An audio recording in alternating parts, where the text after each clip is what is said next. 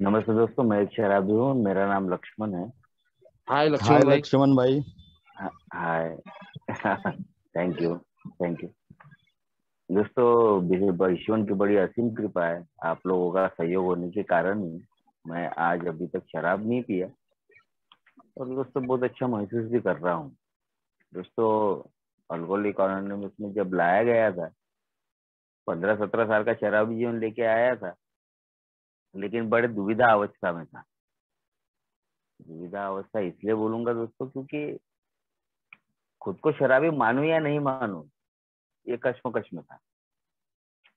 Alcoholic anonymous में आने का कोई विचार भी नहीं था मेरा कि ऐसे कोई संस्था में जाऊंगा और वहां पे जाके मेरी शराब की दूरी मिलेंगी। दोस्तों, मैं सरल सीधा अगर देखूं तो अभी जितने भी अनुभव हुए या मेरा भी अनुभव जो है, वो ज्यादा कोई अधिक फर्क नहीं है। 19-20 का फर्क आएगा। मेरा भी जीवन मजे खातिर, शौक के खातिर। मैं जब देखता हूँ दोस्तों, मेरे लिए गते जीवन में तो शुरुआत के दिनों में मैं शराब क्यों पिया, इसका कारण अगर मैं ढूंढता हूँ तो एक हल्की सी कमतरता की भावना भी रहती थी। यार, मैं कब एक छोटे से घर से आता हूँ। मैं परिवार से जुड़ नहीं पाता बराबर। मैं समाज से जुड़ नहीं पा रहा हूँ। मैं जब क्लास कक्षा में था भी, तो मेरे कक्षाओं में भी मैं किसी के साथ ज्यादा घुलता मिलता नहीं था। अकेला रहना एक अलग सी आदत ही थी। मेरे सिर्फ 2-3 दोस्त थे स्कूल में, और घर घर के आसपास में भी उनके साथ ही घुलना मिलना रहता था। और उसके कारण में तो मुझे पता नहीं क्या था फिर। जब 10वीं कक्षा पास किया, मेरे घर के सामने ही एक कोऑपरेटिव सोसाइटी थी। और वहाँ पे स्वाभाविक रूप से 5 महीने में मेरी परीक्षा हुई। और हर सोसाइटी में जो कोऑपरेटिव सोसाइटी रहती है, उनका मार्च एंडिंग का भी रहता। जितने भी फाइनेंशियल ईयर है, वो मार्च एंडिंग रहती। तो उनके लिए आवश्यकता थी एक व्यक्ति की। तो मैं भी खाली था, तो मैं भी जाके बैठता था वहां पे। वहां जाने का एक दूसरी भी बात थी दोस्तों, कि वो क्यूरोसिटी, यानी मेरे को कुछ नया काम सीखने को भी मिलेगा। वो लोग जो जो बताते थे वो करने का। गणित में थोड़ा बहुत अच्छा भी था, उसके कारण वो आंकड़े और बाकी चीजों में निपुणता थी, उसके कारण मेरा वाला काम भी अच्छे से चलने लगा। और देखता हूँ दोस्तों कि वो जो एनुअल फंक्शन रहता, एनुअल मीटिंग, यानी आम सभा जिसको बोलते मराठी में, वो जब थी, वो होने के बाद वहाँ के एक छोटा सा गेट टुगेदर हुआ। तो गेट टुगेदर में मेरे को भी जाने का मौका मिल गया था। लेकिन तब तक के मेरे हाथ में शराब नहीं थी। लेकिन मेरे साथ में जो दोस्त लोग काम कर रहे थे ना, वो मेरे से उम्र में काफी बड़े थे। यानी कम से कम, यानी मैं 10वीं पास किया और वो ग्रेजुएशन कर चुके थे। यानी मतलब कि सीधा सा है कि वो 8-9 साल से, 7-8 साल से मेरे से उम्र में बड़े थे। और मेरे एक दोस्त का, यानी मैं जिस कलीग के साथ काम करता था, उसका एक छोटा सा यानी एजुकेशन भी, जब ग्रेजुएशन हो चुका था, और डीएड के लिए उसका नंबर लग गया। और डीएड बोले तो तब के जमाने में बहुत बड़ी चीज है। उसका डीएड में गढ़चिरौली में वो भी नंबर लगा। और उस खुशी में उसने एक पार्टी देने की कोशिश किया, और पार्टी उसने बार में दिया। दोस्तों, मेरा स्वभाव जो था ना, वो थोड़ा सा हटीला, शर्मीला, किसी के साथ में घुलना मिलना नहीं, कॉन्फिडेंस की अलग सी कमी थी। इसके कारण दोस्तों, जब उन्होंने मेरे को ऑफर किए कि चल तू भी चल, सभी जन जाके वहां पे एंजॉयमेंट कर रहेंगे, तो मैंने उनको नकार दिया। क्योंकि मुझे पता था कि मेरी उम्र तब 13-14-15 साल की होंगी शायद। और मुझे ऐसा लग रहा था कि यार, वहां जाना गलत है। रेट वेट पड़ गई तो सारा भुगतने के, लेने के देने पड़ जाएंगे। लेकिन वो कोऑपरेटिव में काम करने के कारण ही दोस्तों, वहां पे जो बार मालक था, वो भी आना जाना करता था। उन्होंने बड़ा हौसला दिया मुझे। और उन्होंने बताया कि वो आपको हम अलग रूम, परमिट रूम देंगे करके, है ना, अलग बैठो, इससे कोई लेना देना नहीं रहेंगे। और मेरे भी हौसला बढ़ गया, और मैं भी वहां पे जाके बैठा। जब वो दारू का दौर चला ना दोस्तों, तो एक बात रहती है, शायद सभी ने अनुभव किया होगा। मैं जब बैठा है तो बराबर मैं शराब नहीं पीता। तो उन्होंने मेरे को बियर ऑफर किया, और बियर ऑफर करने के बाद में उन्होंने बोला, ये जो बियर है ना दोस्तों, दोस्त, ये कोई शराब नहीं है। बियर बियर पीने से हालत बनती है। और मैं बड़ा सुकड़ा था एकदम, सिंगल पर्सन। तो उसके कारण दोस्तों लगा भी कि हो सकता है और वो उसमें सोडा मिक्स रहता होने के कारण मैंने एक घूंट मारा, कड़वा लगा, मुझे पसंद नहीं आया उसका टेस्ट। लेकिन जब वो पेट में गई तो एक अलग सी झुनझुनी थी, एक अलग सा माहौल था, वो मेरे को पसंद आने आया। और दोस्तों उस दिन मैं, यानी हम लोग जो 3-4 घंटे बैठे, खाना ही चल रहा है, वो बियर की बोतलें भी चल रही है, तो पता ही नहीं चला मेरे को कितनी पिया करके, क्योंकि मेरे को कोई एक्सपीरियंस ही नहीं था वो शराब पीने का। इसलिए दोस्तों जा रही है, मैं ढोकस रहा हूँ। और पता नहीं दोस्तों, हमने 3 जन मिलके तो 7 बियर कप खाली किए। और वो खाली करने के बाद जो मैं टेबल से उठा, तो दोस्तों पूरी तरीके से हल चुका था, पूरी तरह से हल चुका था बोले तो मैं ठीक से खड़े रहने के भी काबिल नहीं था।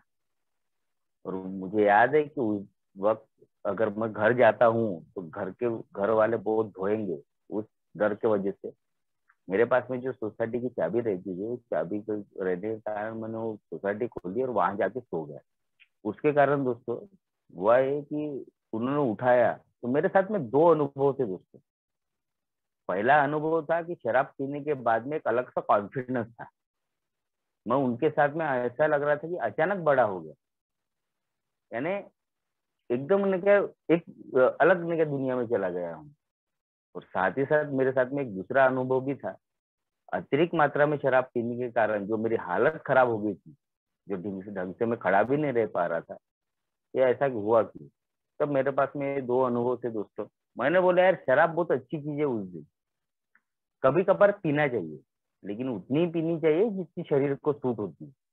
मैंने पहले दिन का अनुभव मेरे को ये बता रहा था कि शराब बहुत अच्छी चीज है, इसको ढंग से या सीमित मात्रा में पी जाए तो ये बहुत अच्छा काम करती है, क्योंकि मेरे साथ में वो काम कर गई थी।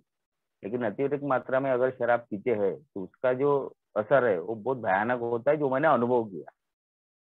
उसके बाद में दोस्तों मैंने कभी भी, और शराब जब भी आती थी तो मेरे को याद है दोस्तों, साल में एक ही बार शराब पीते थे, एनुअल फंक्शन के वक्त ढोकस के पीता था। दूसरे दिन हैंग ओवर हो, सर दर्द हो, उसके बावजूद भी वो एंजॉयमेंट मैं एक दिन करता था, दूसरे दिन उसके लिए मैं क्या सोचता नहीं था कि यार मेरे को करना ही चाहिए करके। उसमें मैं देखता हूँ तो मेरा एजुकेशन भी चल रहा है, लेकिन तब तक के ध्यान में नहीं आ रहा था कि यार ये मेरे को क्या असर पड़ने वाला है, क्योंकि पहले दिन समझ में नहीं आया था कि शराब क्या हालत करने वाली है। और मेरे साथ में भी हुआ। छोटी सी नौकरी लिया, ये कंप्लीट होने के बाद छोटी सी नौकरी, शादी भी हो चुकी थी तब तक से, यानी शादी के करीबन नौकरी भी ढूंढा मैंने। लव मैरिज है, उसके कारण शादी जल्दी हुई, सबसे महत्वपूर्ण बात। तो नौकरी ढूंढा, नौकरी भी मेरे को अच्छी मिली। और वहां पे दोस्तों मैंने भी दोस्त लोग, अब स्वाभाविक रहता है जैसा अपना शौक उस तरीके से दोस्त हमारे साथ में रहते, मेरे साथ में भी वही हुआ। मैंने भी दोस्त लोग ऐसे ही चुना जो कभी कभार शराब पीते हैं। और दोस्तों एक सिलसिला शुरू हुआ। 10 तारीख का हमारा पेमेंट रहता था, 10 तारीख को हम गेट टुगेदर करते थे, एक बार सिलेक्ट करते थे, वहां जाके बैठते थे, 100-150 का कॉन्ट्रीब्यूशन आता था, मस्त दारू पीते थे, एंजॉयमेंट करते थे। और स्वाभाविक रूप से एक ही डिपार्टमेंट के लोग होंगे या एक ही फील्ड के लोग होंगे तो बात एक ही फील्ड की चलती है।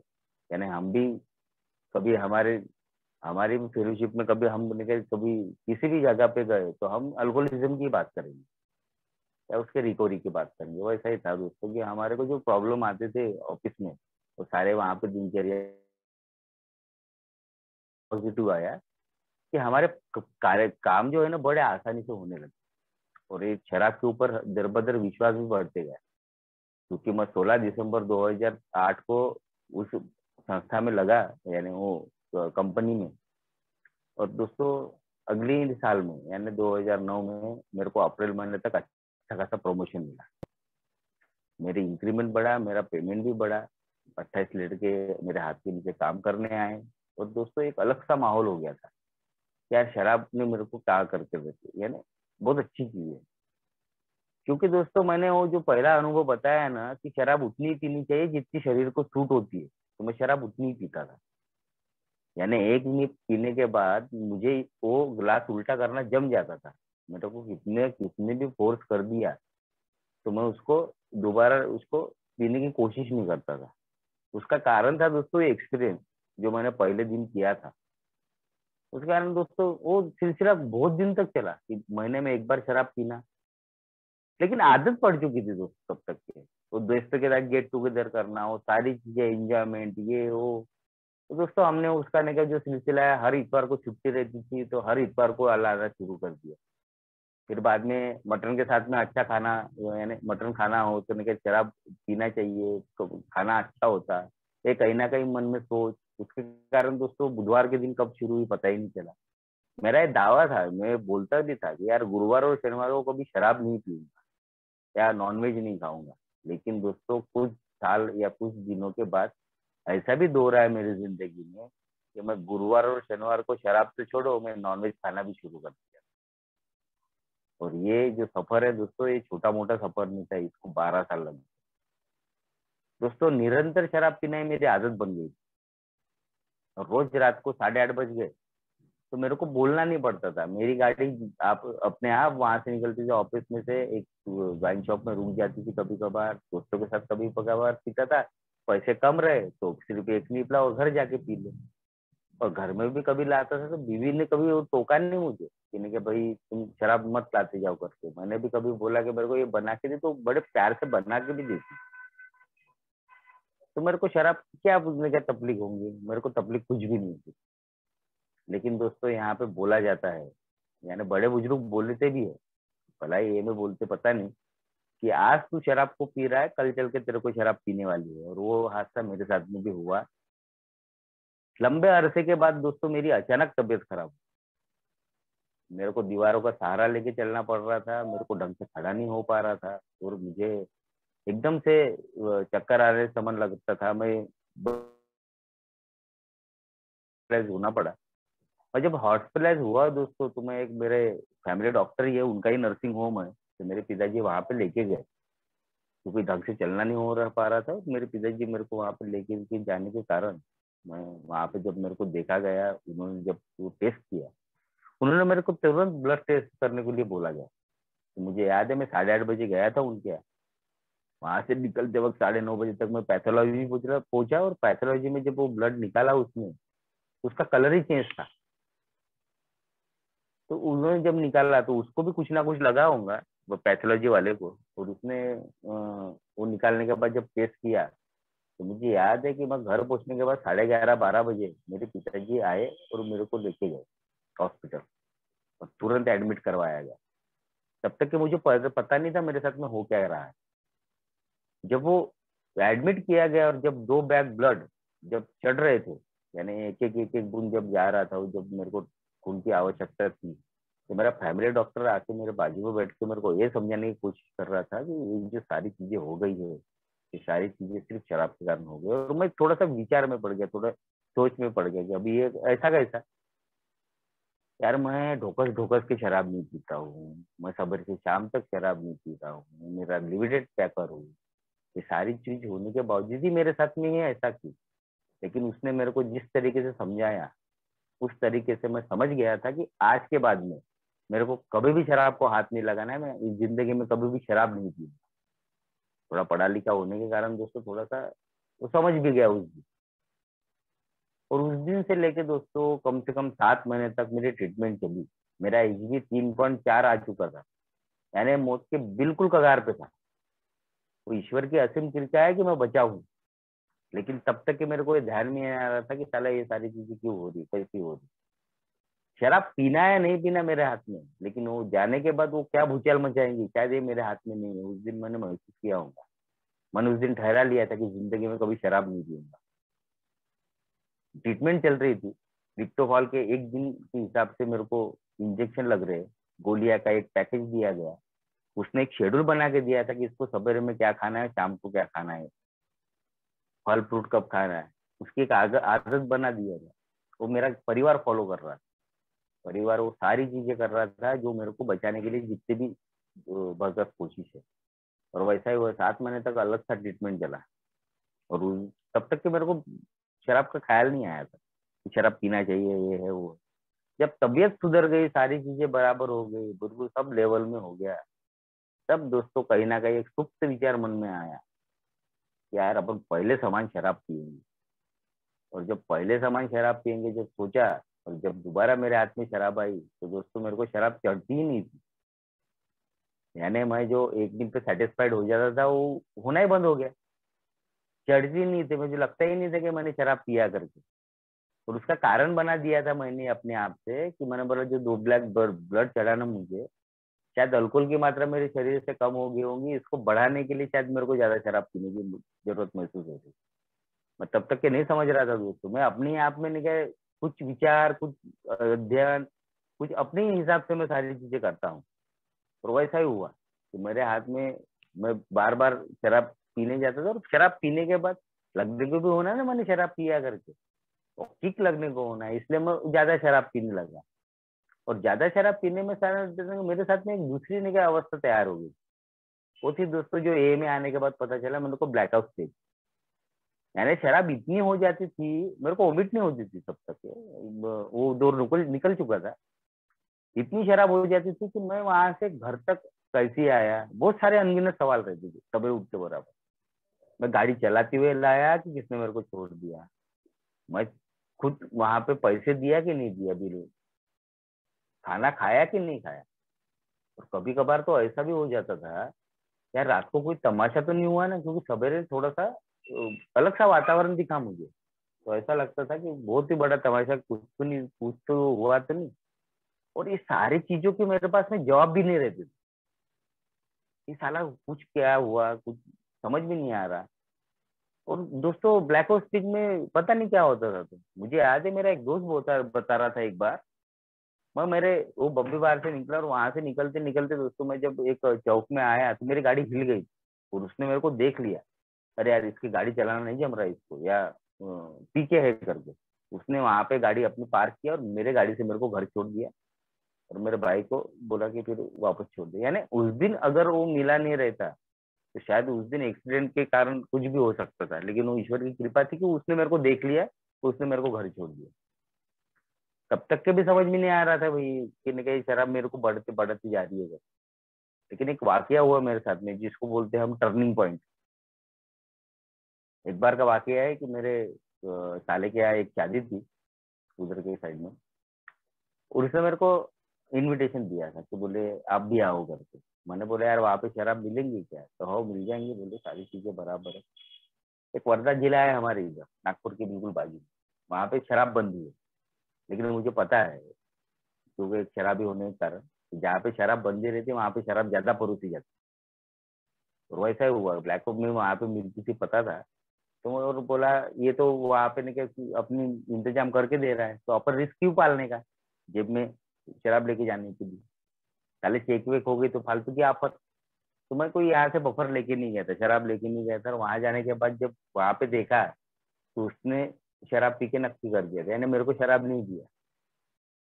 और उस दिन जब मैं पंगत में बैठा तो मुंह के मुंह निवाला घूम रहा है, तो हलक में जा रहा ही नहीं। और मैं उसको गाली ही दे रहा हूँ मन के मन, मेरे साले को, कि साले ने मेरी शराब बचा के नहीं रखा। मुझे याद है दोस्तों कि उस दिन का माहौल ऐसा था कि मैं पूरा वो गांव छान मारा। वहां से नजदीकी एक पुल पार करने के बाद अमरावती जिला लग जाता है, अमरावती डिस्ट्रिक्ट। मैं वहां तक जाके देखा तो बोला कैसे भी शराब मिल जाए। और उस दिन की जो हदबलता थी ना वो देखने लायक थी मेरी बात। उस दिन कोई भी हालत में मेरे को शराब चाहिए नहीं चाहिए, ये एक जुनून बन चुका था। और दोस्तों उस दिन देसी सर्रा जो भी मिलता था ना मैं पी लेता था, लेकिन उस दिन ईश्वर की कृपा बड़ी असीम थी कि मेरे को उस दिन शराब नहीं मिली। और दोस्तों जब वो पंखे में वो कूलर में जाके सोने लगा तो मेरे को नींद भी नहीं आ रही थी, रात भर करवटें बदलती हुए रात निकाला उस दिन। और उस दिन पहली बार एहसास हो रहा था कि शराब ने मेरी क्या हालत बना के रखी। बिना शराब के तो मैं नींद भी नहीं ले पा रहा हूँ, खाना की बात दूर है। दोस्तों उस वहां से जब निकला तो पहले फुर्सत में मैंने एक बार एक जगह पे गाड़ी रुकाई, और वहां पे मेरे को शराब उपलब्ध हुई तो मैंने वहां पे पहले फुर्सत में शराब पिया। और वो जो क्रेविंग बोलते हो क्रेविंग शांत हुई, अच्छा लगने लगा। और एक बात ध्यान में आ गई कि आज अभी मेरे को शराब पी रही है। दोस्तों उस दिन से लेके तो ए में आने तक मैंने सिर्फ इसलिए ही शराब पिया हूँ कि मेरे को वो क्रेविंग, वो तकलीफ, वो चिड़चिड़ाहट, वो बेचैनी, वो खाना नहीं चलना या नींद नहीं आना, इस सारी चीजों के लिए मेरे को शराब की जरूरत महसूस होती है। यानी डिपेंडेंस हो गया था, डिपेंडेंसी हो गई थी मेरी शराब के ऊपर।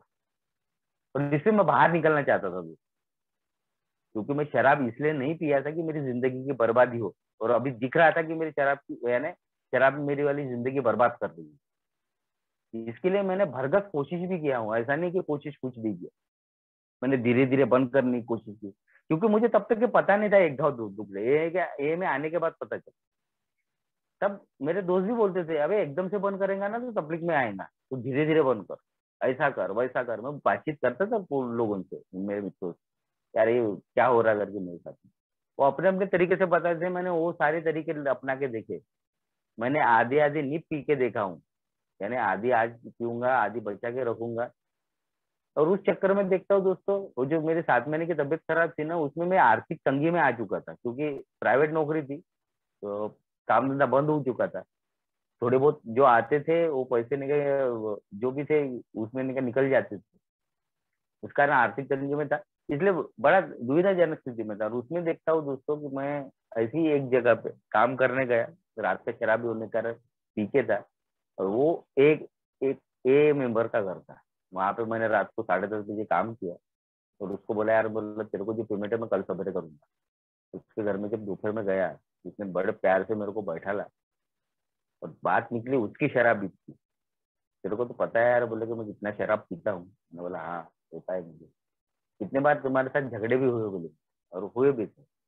उसके बावजूद भी उन्होंने बोले कि यार बोले ये संस्था में मैं जाता हूँ और बड़ी अच्छी लाइफ जी रहा हूँ। वो कहना कि उस दिन की न्यूज, यहाँ जाने के बाद ये आदमी सुधर सकता है तो मेरे भी चांसेस बहुत ज्यादा है। और उस दिन वो न्यू लेके आया था, वो सोच लेके आया था घर, लेकिन मीटिंग में जाने की कोई इच्छा नहीं थी। क्यूरियोसिटी रहती थी उसको, क्या होगा कैसा होगा, मीटिंग क्या रहती है, ये क्या बोलना चाहता है।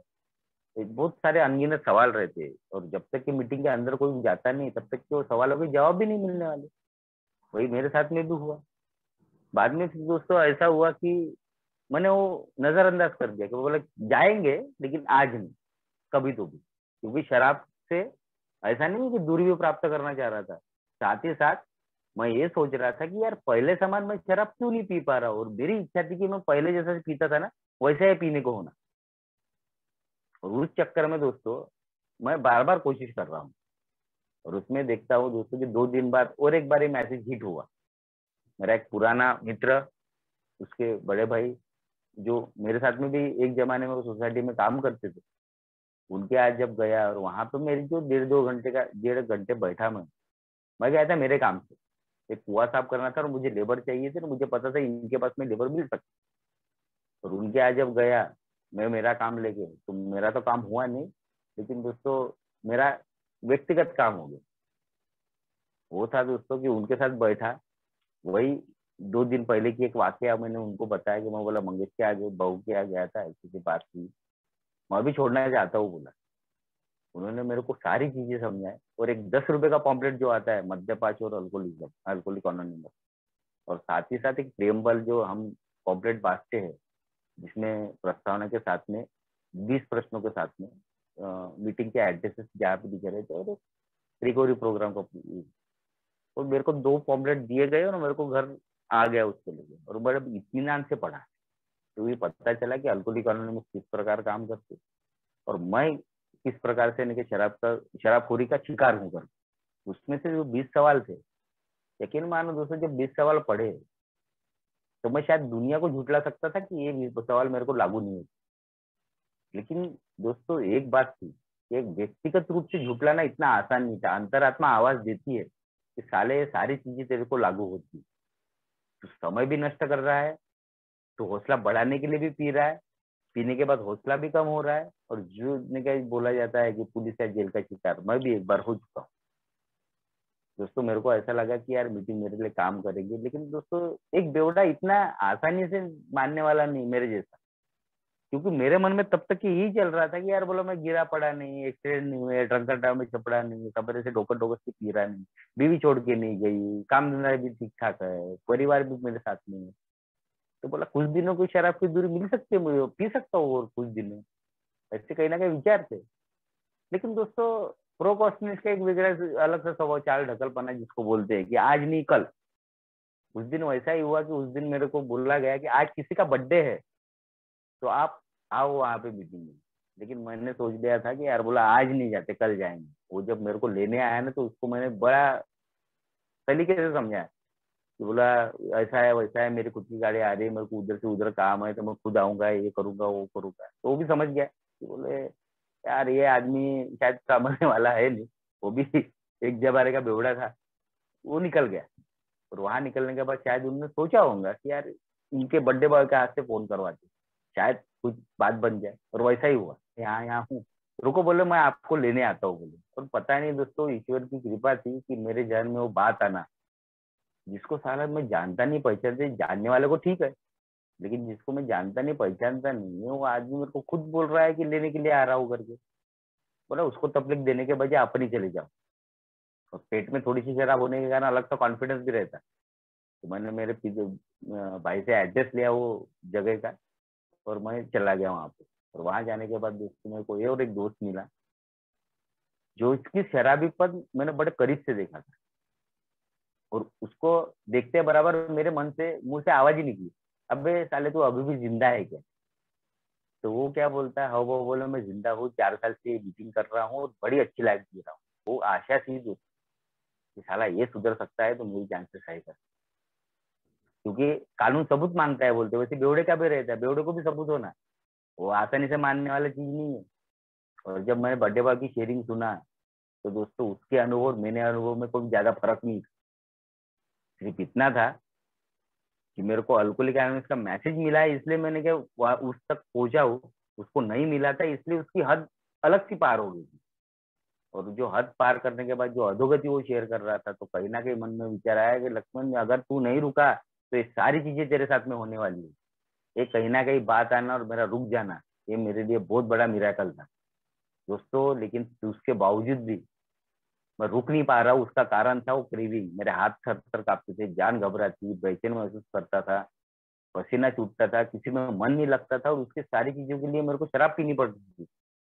तो मेरे को याद है शुरुआत के दिनों में मैंने जितने भी मीटिंग किया हूँ ना, दो तीन, वो दो, वो 2-3 भी मीटिंग मैंने शराब पी के ही किया हूँ। लेकिन मेरे दोस्त, यानी मेरा फेलोशिप, ये अल्कोहलिक अनोनिमस इतनी बढ़िया प्रोग्राम है, इतना बढ़िया नहीं क्या ये फेलोशिप है कि इन्होंने किसी ने मेरे को रोका नहीं, अरे तू शराब पी के तू मत आ करके।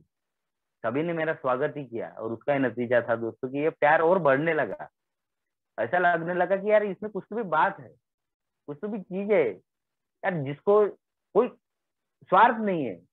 साला वो खुद लेने आ रहा है, छोड़ के दे रहा है। बाद में मेरा एक बात भी थी कि हार्ट वाला प्रोग्राम, मुझे याद है कि मैं शराब पी के जब मीटिंग में गया तो वापसी में मेरे इनिशियल स्पॉन्सर ने मेरे को एक जगह पे जाके नाश्ता कराया।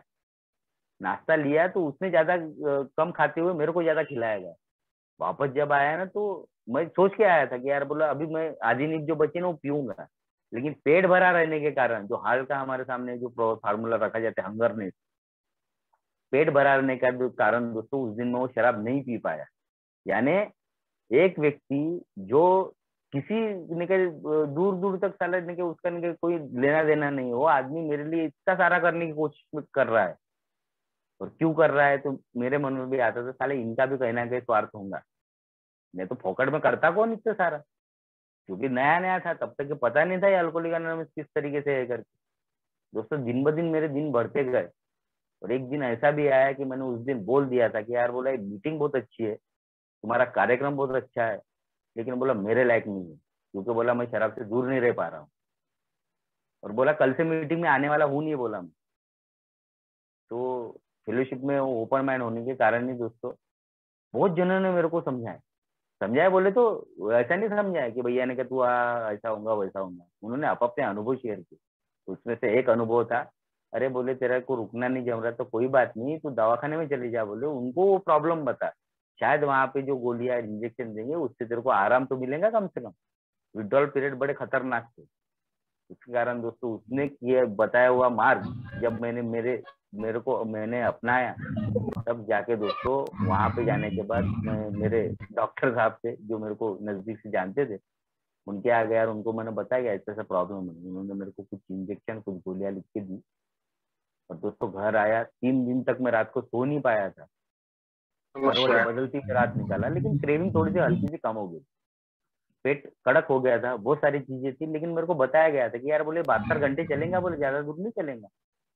और वैसा ही हुआ जो जो 2 दिन के बाद नॉर्मल हुआ, मैं थोड़ा सा रोटियां खाने लगा, थोड़ा सा निवाला जाने लगा, शारीरिक रूप से ठीक होने लगा। लेकिन शारीरिक रूप से ठीक होते होते दोस्तों एक बात ध्यान में आ गई थी, वो थी बहुत बड़ी, कि मैंने मेरी जिंदगी में क्या बर्बादी करके आया हूँ। क्योंकि तब तक के बर्बादी दिख नहीं रही थी, अब शराब जब शरीर से दूर हुई तब बर्बादी भी दिखने लगी, वो सारी अधोगति दिखने लगी जो मैं करके आया हूँ। अब कैसा, अब तो हिल गया हूँ, अब कैसा होगा मेरी जिंदगी। तो दोस्तों यही सबसे महत्वपूर्ण कार्यक्रम था कि यहाँ पे शराबखोरी के बारे में बताया जाता है, शराबखोरी को बंद कैसा किया जाता है ये भी बताया जाता है, और बंद करने के बाद जिंदगी कैसी सफल बनाना है इसके बारे में भी वो प्रोग्राम मेरे सामने रखा गया। बस उसको मेरे को फॉलो करना है, रेडीमेड कार्यक्रम है। और उसी कारण दोस्तों बड़ी सलीके से भी उसको निकाय अपनाने की कोशिश किया।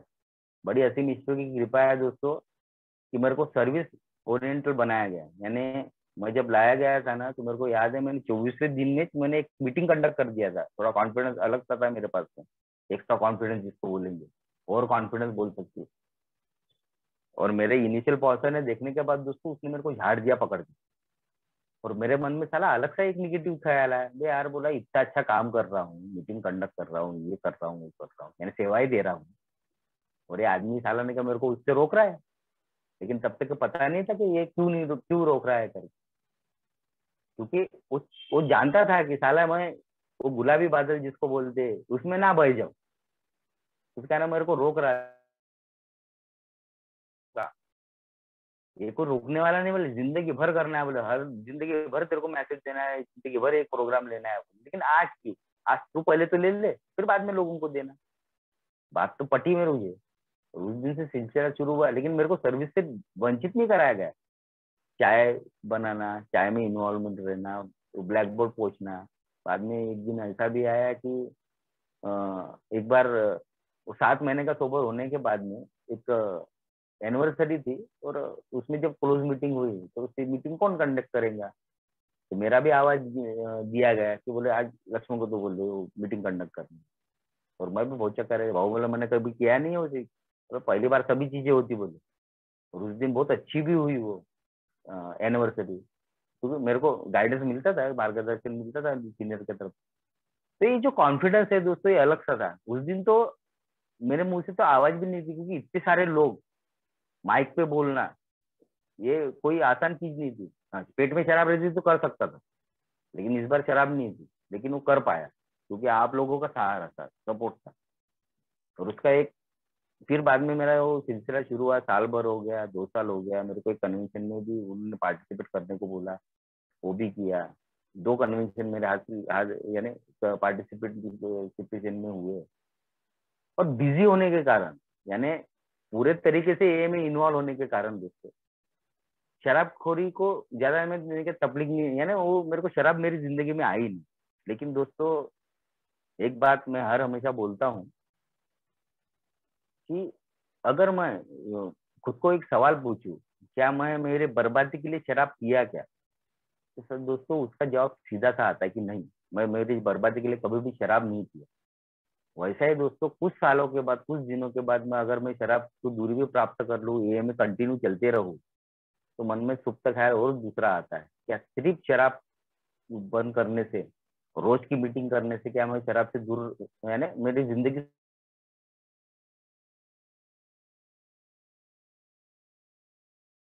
शराब बंद करने से और रोज की मीटिंग करने से तुम सिर्फ शराब से दूर।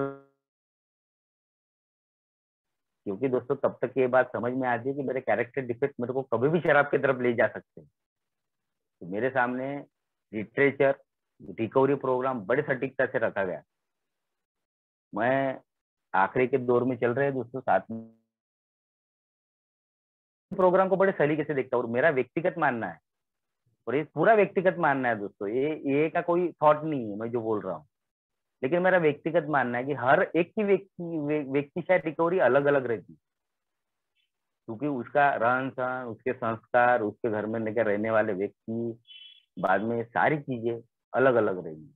उसके अमल में उसके उसने किसी को दो का तकलीफ, अभी जैसे मेरे उदाहरण ले लो, मेरे को बहन नहीं है, तो मेरे को बहनों का कोई प्रॉब्लम ही नहीं। तो उसके कारण दोस्तों उस डायमेंशन में से देखा जाए तो मेरे जिंदगी में बहनों का लिस्टिंग ही नहीं होगा। लेकिन दोस्तों उसका जो प्रोसेस है वो प्रोसेस सभी का एक तरीका है। 12 कदमों का कार्यक्रम, अगर मैं बिग बुक को थोड़ा सा केयरफुली देखता हूँ, बिग बुक को जब नहीं क्या मैं उसका अध्ययन करता हूँ, क्योंकि बिग बुक मेरे सामने पहले बार रखी गई, मैं उसका एक वाक्य बताऊंगा। बिग बुक रखी गई, यार बोली तू बिग बुक पढ़। मैंने भी बिग बुक लिया, बड़े ताव ताव से उसको पढ़ना शुरू किया। उसमें से पहले संस्करण, दूसरा, तीसरा, चौथा, डॉक्टर की राय, ये वो बाकी के सब। और एक बार ऐसा हुआ कि एक सीनियर सदस्य के साथ बैठने का मौका मिला। मेरा इनिशियल पॉइंट उनके दुकान में लेके गया, वहां बैठा था।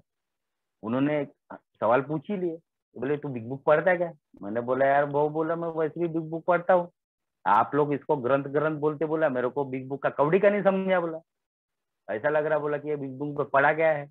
मैं साला बिग बुक में बिल की कहानी 10 बार पढ़ा, बोला वो याद होगी मेरे को बिल की कहानी, तो कैसा कैसा था और कैसे किया, कैसे उसकी उतार चढ़ा हुआ है।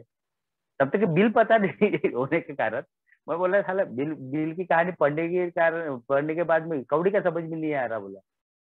उन्होंने बड़े सरलता से और बड़े सिंपल तरीके से मेरे को समझाया। उन्होंने बोले यार, बोले तू हर हमेशा वो बिल की कहानी करके पढ़ रहा है, वो कहानी पढ़ते हुए खुद की कहानी समझ के पढ़, बोले शायद तेरे को कुछ ना कुछ समझेगा। और वैसा ही हुआ दोस्त, कि जब वो कहानी पढ़ी और जब मेरी कहानी है, मेरे कहानी में उसकी कहानी में फर्क ही कहाँ है। सीधी सी बात है, मैं भी कभी कभार शराब पी रहा हूँ, फिर निरंतर के साथ उसकी आदत बना डाला और आखिरी का दौर में मजबूरी के साथ शराब पी रहा हूँ। तब जाके वो बिग बुक कैसा पढ़ना है समझ में आया। और दोस्तों रिकवरी प्रोग्राम बड़ा सिंपल और सटीक तरीके से उसमें लिखा गया था। सबसे पहले थी दोस्तों डॉक्टर की राय, जो सिल्क वर्क साहब ने लिखी गई। और मेरा कहना है, जिस आदमी ने एक्सपर्ट, जिसने पूरे अध्ययन करके जब वो थ्योरी बनाई, वो थ्योरी को मैं कैसे नकार सकता हूँ। कि mental obsession, physical energy, spiritual bankruptcy, जो तीसरा पार्ट हमारा ए ने जोड़ा है, इसको मैं कैसे नकारूं। मैं भी शाला चलने के मन से सोचता हूँ, मैं भी शरीर से डिमांड करती है शराब। और ये दोनों की चीजें की पूर्तता करने के लिए मेरे को बार बार नैतिक अधपतन से गुजरना पड़ रहा है।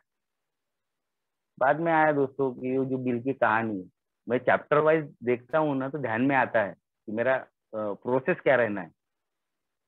मैं समझ लेता हूँ कि बीमारी के सिम्टम्स मेरे साथ में काम कर रहे हैं। मेरी कहानी है बनी हुई है, जो बिल की कहानी के तौर पर बुक में लिखा गया है। बाद में आ गया दोस्तों, देयर इज ए सोल्यूशन, इसका भी कोई तो भी समाधान है, चैप्टर वाइज जब देखा जाए तो।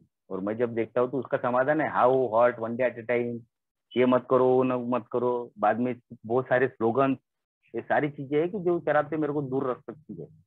लेकिन एक बात और आती है, मोर अबाउट अल्कोहलिज्म,